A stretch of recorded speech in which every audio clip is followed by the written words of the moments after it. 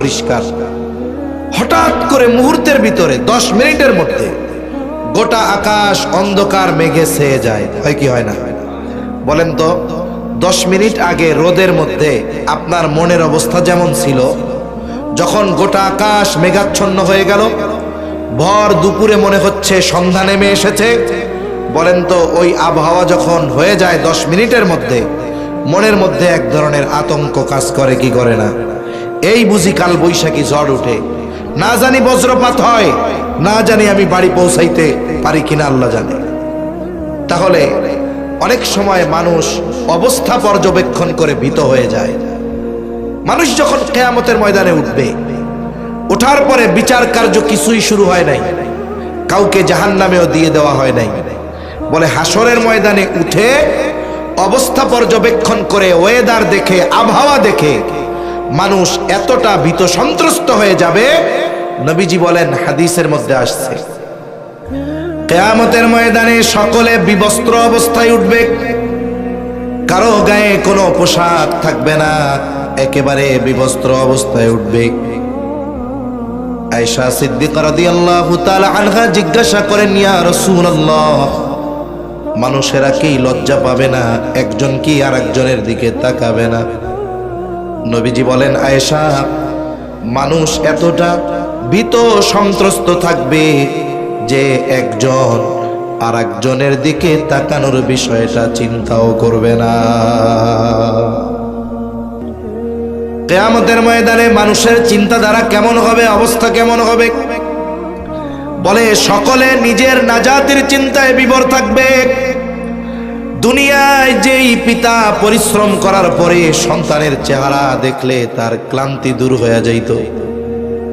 অনেক মানুষ আছে বিদেশে থাকে, অনেকে আছে ঢাকায় থাকে, 14, 15, 16, 18 ঘন্টা ডিউটি করবার পর বাসায় এসে যখন মোবাইলে ফোন দেয়, ভিডিও কলে ফোন দেয়, স্ত্রীকে বলে, আমার সন্তানটা কোথায়, একটু দেখাও।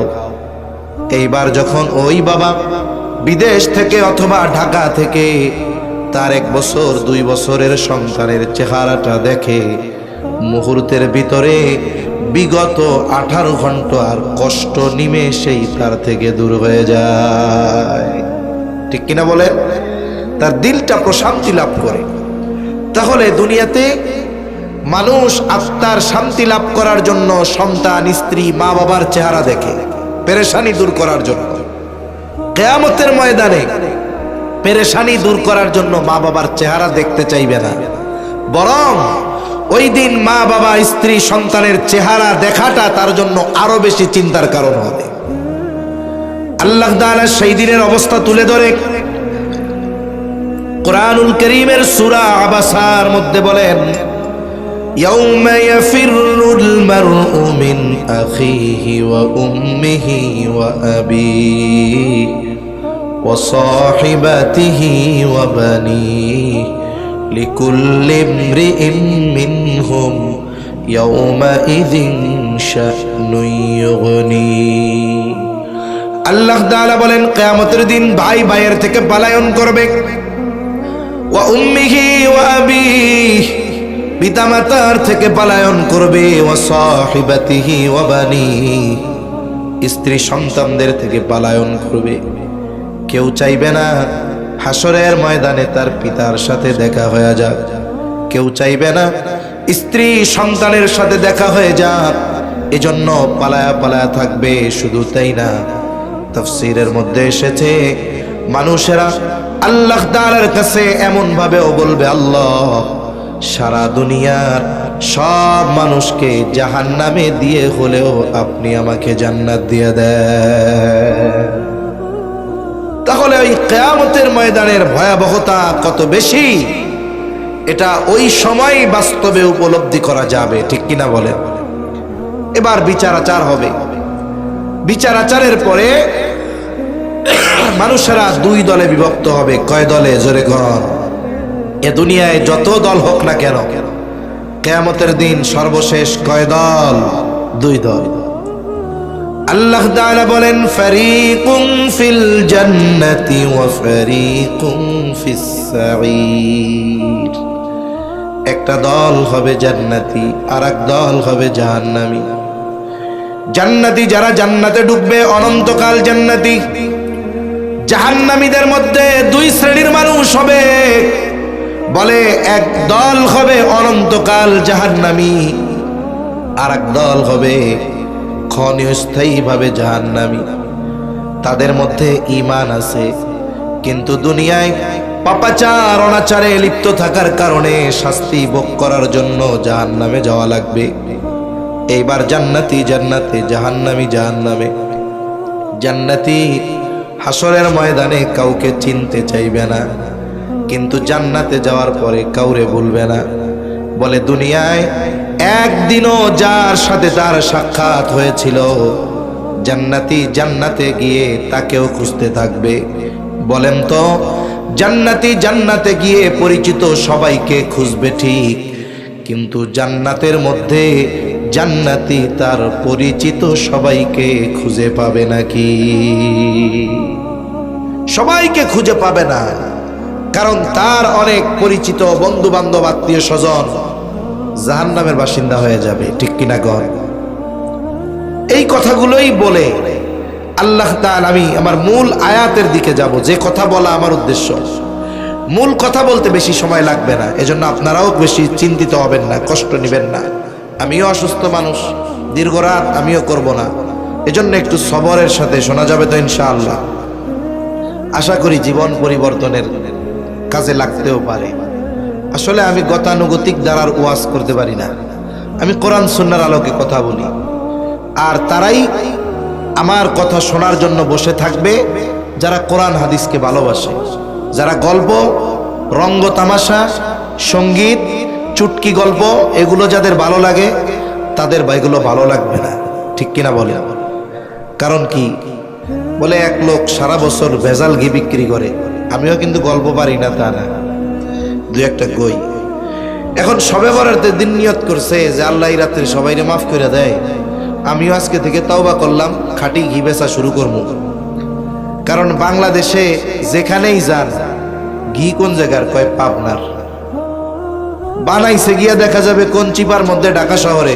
ঘি কোন জায়গার? লেখে পাবনার খাঁটি গাওয়া ঘি। এই জন্য ঘির গল্প আপনাদেরকে কইতেছি আর কি।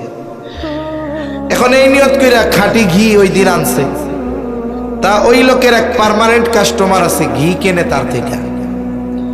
শবে বরাতের রাত্রেও ঘি কিনছে। এখন এই ঘি বাসায় গিয়ে খাইয়া সবার ডায়রিয়া ছুটে গেছে। পরের দিন এসে ঘিওয়ালারে ধরছে, ভাই কি কামটা করলা ভাই? সারা বছর খাঁটি ঘি খাওয়াইয়া শবে বরাতের রাত্রে ভেজাল ঘি দিলা। আর ও মনে মনে কয়, আল্লাহ সারা বছর ভেজাল ঘি খাওয়াইলাম, শবে বরাতের রাত্রে ভালো ঘি দিলাম, এ পাবলিক গো পেট ভেজাল ঘি খাইতে খাইতে এমন হইছে, এখন আর খাঁটি ঘিয়ে গো পেটে হজম হয় না। ঠিক কিনা বলেন? এজন্য কি দেখা যায়, কোরআন সুন্নাহর কথা আমাদের ভাল লাগে না। ভাল লাগবে কি? এসে গরম ঝাড়ি ঝুড়ি মারমু, কিছু দুই চারটা সঙ্গীত কমু, দুই চারটা রসকস বানাইয়া মিথ্যা গল্প বলবো, এগুলা শুনতে মানুষের খুব মজা লাগে। এজন্য আমাদেরও পরিবর্তন হওয়া দরকার। ঠিক কিনা গণ? এবার জান্নাতি জান্নাতে, জাহান্নামী জাহান্নামে। আল্লাহ সে কথাই বলে, কুল্লু নাফসিন বিমা কাসাবাত রাহিনা ইল্লা আসহাবাল ইয়ামিন। আল্লাহ তাআলা বলেন, প্রত্যেকটা মানুষ তার কর্মের কারণে আবদ্ধ থাকবে। মূল কথা হলো, মানুষ যারা বাম খাতে আমলনামা পেয়েছে তারা তাদের পাপের কারণে জাহান্নামের মধ্যে আবদ্ধ থাকবে। ইল্লা আসহাবাল ইয়ামিন, তবে যারা ডানপন্থী, যারা ডান হাতে আমলনামা পেয়েছে তারা নয়, এরা তো জান্নাতি। এবার জান্নাতি জান্নাতে গিয়ে পরস্পর তারা আলোচনা করবে, কোথায় রে আব্দুর রহিম রে তো জান্নাতে দেখি না, একসাথেই তো আমরা বাজারে ব্যবসা করতাম, একই মাঠেই তো খেলাধুলা করতাম, একই কলেজে লেখাপড়া করতাম, কোথায় আব্দুর রহিম? জান্নাতীরা পরস্পর আলোচনা করতে থাকবে, ফি জান্নাতি ইয়াতাসাআলুনা আনিল মুজরিমিন। মুজরিমদের ব্যাপারে তারা আলোচনা করবে। তাফসীরে ইবনে কাসীরের মধ্যে এসেছে আল্লাহ তাআলা জান্নাতি আর জাহান্নামীদের মধ্যে দেখা এবং কথা বলার ব্যবস্থা করে দিবে।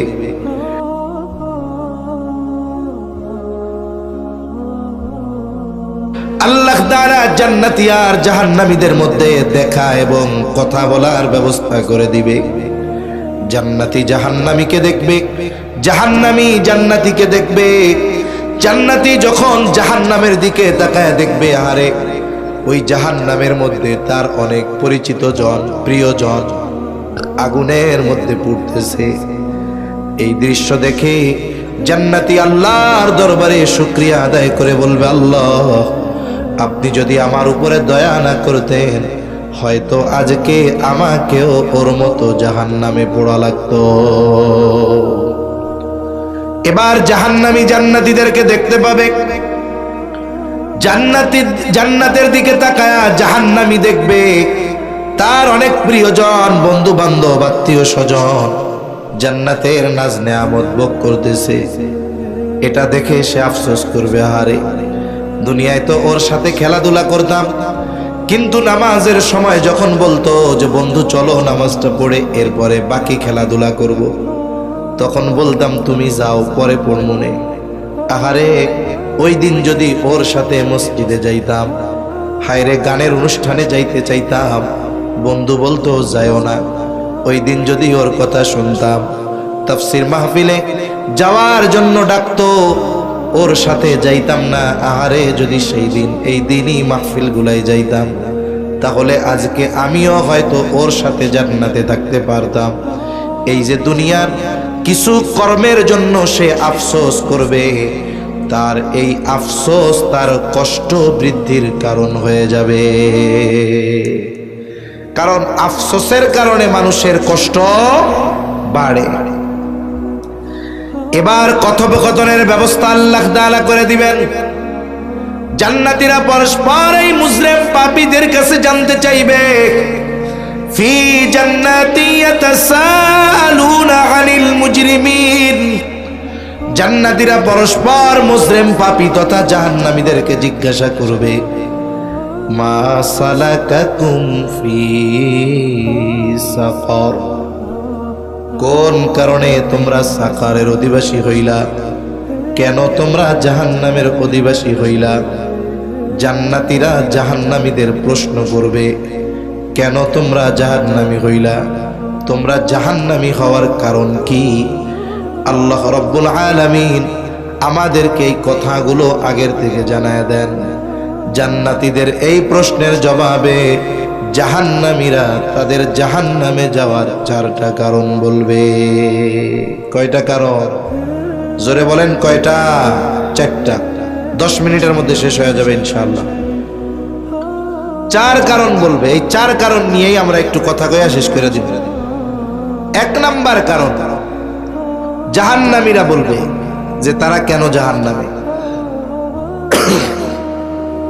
1 নাম্বার তারা বলবে, ক্বালু লাম নাকু মিনাল মুসাল্লিন। 1 নাম্বার কারণ, আমরা মুসল্লি ছিলাম না। জাহান্নামে যাওয়ার 1 নাম্বার কারণ কি? মুসল্লি না হওয়া। কি জোরে বলেন?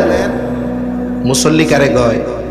সপ্তাহে 1 দিন মসজিদে গিয়ে হাজিরা দিলে সে মুসল্লি না। বলে শত ব্যস্ততায়ও 5 ওয়াক্ত নামাজ ছেড়ে দেয় না, এইগুলা হলো মুসল্লি। প্রকৃত মুসল্লির জন্য আরো পুরস্কার রয়েছে, কারণ প্রকৃত মুসল্লির অন্তরে সব সময় নামাজের চিন্তা আছে না নাই? জোরে বলেন আছে না নাই? সে যেখানেই যাক তার চিন্তা নামাজের সময় যখন হবে, কাজ করা যাবে না, আমাকে দৌড়িয়ে মসজিদে চলে যেতে হবে। এই রকম যার অন্তরের অবস্থা, তার ব্যাপারে নবীজির সুসংবাদ। এক হাদিসের মধ্যে নবীজি বলেন, কিয়ামতের দিন কোথাও কোনো ছায়া থাকবে না আরশের ছায়া ছাড়া। নবীজি বলেন, ওই আরশের ছায়ায় 7 শ্রেণীর মানুষ স্থান পাবে। কয় শ্রেণীর মানুষ? জোরে বলেন কয় শ্রেণীর? এর মধ্যে 1 শ্রেণীর মানুষ নবীজি বলেন, রাজুলুন কলবুহু মুআল্লাকুম ফিল মাসাজিদ, বলে এক শ্রেণীর মানুষ হলো ওই ব্যক্তি যার অন্তর মসজিদের সাথে সম্পৃক্ত ছিল। সে 24 ঘন্টা মসজিদের মধ্যে থাকতো, বিষয়টা এমন নয়, বরং সে যেখানেই থাকুক না কেন সব সময় তার অন্তরে নামাজের চিন্তা থাকতো। বলে এই ব্যক্তি আরশের ছায়ায় স্থান পাবে।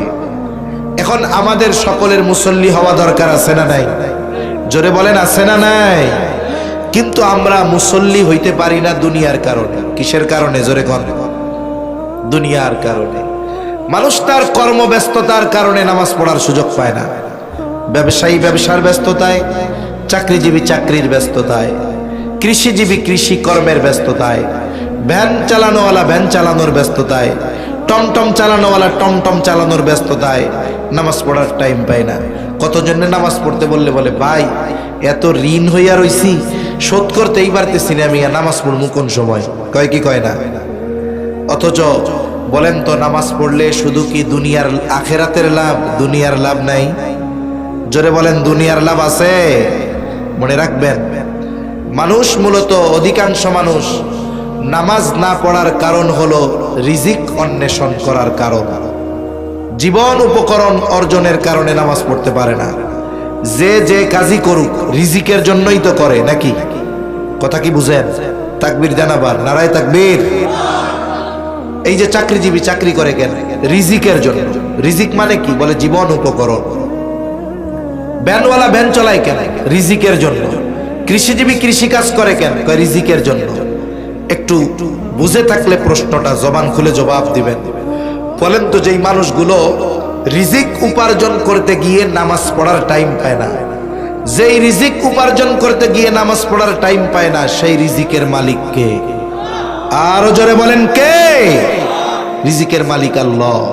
এখন বলেন তো আমরা যদি ওই রিজিকের মালিক রাজ্জাক, তিনি রিজিক পাওয়ার যেই পদ্ধতি বলে দিয়েছেন, ওই পদ্ধতি বাদ দিয়ে নিজস্ব পদ্ধতিতে রিজিক তালাশ করার চেষ্টা করি, প্রকৃতপক্ষে বরকতময় রিজিক পাওয়া যাবে?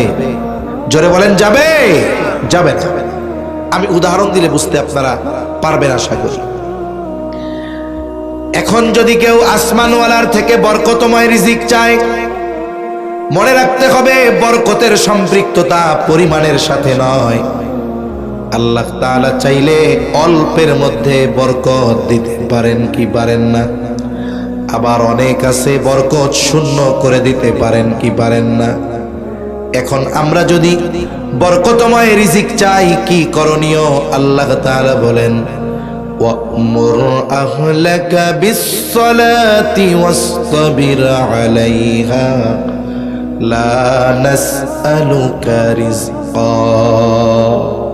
আল্লাহ তাআলা বলেন বান্দা তুমি যদি আমি আল্লাহর পক্ষ থেকে বরকতময় রিজিক চাও, তুমি তোমার অধীনস্থ যারা তাদেরকে নামাজের আদেশ দাও, সাথে সাথে ওয়াসতাবির আলাইহা, তুমিও তার উপরে অটল থাকো।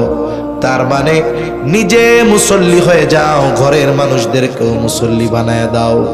আল্লাহ তাআলা বলেন বান্দা লা নাসআলুকা রিজকা, আমি আল্লাহ তোমার কাছে রিজিক চাই না, কিন্তু তুমি যদি নামাজি হয়ে যাও, তোমার ঘরের মানুষরা যদি নামাজি হয়ে যায়, আল্লাহ তাআলা বলেন নাহনু নারযুকুকা, তোমরা নামাজি হয়ে যাওয়ার কারণে আমি আল্লাহ তোমাদের রিজিক দিয়া দিব। আল্লাহর কথা কি মিথ্যা? তাহলে কেন আমরা নামাজ পড়ি না? নামাজ পড়লে দুনিয়ার লাভ আছে না নাই? রিজিক দেওয়ার প্রতিশ্রুতি যিনি দিয়েছেন তিনি কে? আল্লাহ দিয়েছেন। এখন দেখেন, এই রিজিক দেওয়ার প্রতিশ্রুতি আল্লাহ দিয়েছেন মানে বরকতময় রিজিক দিবেন। অল্প হলেও ওটা তার জন্য যথেষ্ট হয়ে যাবে। আচ্ছা, আমাদের দেশে অনেক মানুষ আছে লক্ষ টাকা বেতন পাওয়ার পরেও বলে মাস শেষে চলে না। বলে হুজুর কি করব? আমরা স্বামী স্ত্রী দুইজন, সন্তানরা সব সেটেল ইউরোপ আমেরিকাতে, মাসে 1 লক্ষ টাকা বাড়ি ভাড়া পাই, এরপরেও আমাদের চলে না। অপর দিক দিয়ে আপনাদের মসজিদের ইমামের বেতন কত হবে? আমার মনে হয় না 10, 15, 20 হাজারের বেশি হবে, কম হওয়ার সম্ভাবনা বেশি, ঠিক কিনা? 8-10 হাজার টাকা বেতন। কিন্তু হুজুর তার পরিবারে স্বামী স্ত্রী 2 জন, বাচ্চা আছে 4টা, সাথে সাথে মা বাবাও আছে। সংখ্যা কয়জনের? বলে 8 জনের ফ্যামিলি। বেতন কত? 10,000। চলা তো অসম্ভব, এরপরেও আল্লাহ চালায় নেয়, ঠিক কিনা কর? কেন চলে? চলার একটা কারণ আছে।